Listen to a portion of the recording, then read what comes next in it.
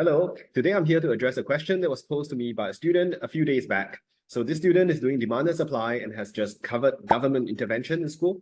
And the question is, when I'm talking about price ceiling, price floor, subsidies to help consumers or producers, how do I know what to include in my analysis? I mean, the student knows that you have to draw the diagram and you have to explain the diagram, but in terms of pros and cons, how do you know which points are relevant?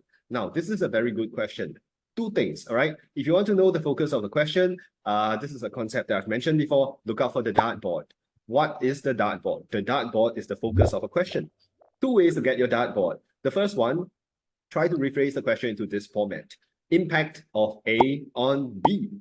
So if the question is asking whether a price ceiling or a subsidy is the best way to make food more affordable, then you are looking at impact of A, which is price ceiling, or a subsidy on B, which is lowering the price of food. So that means the focus is how do you lower the price of food? Your subsidy or your price ceiling analysis has to show that.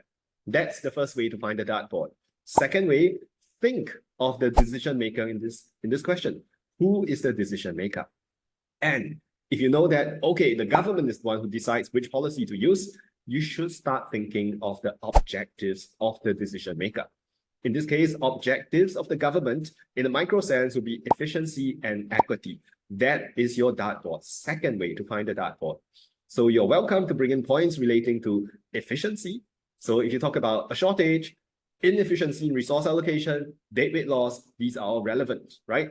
And you think of equity, which is fairness.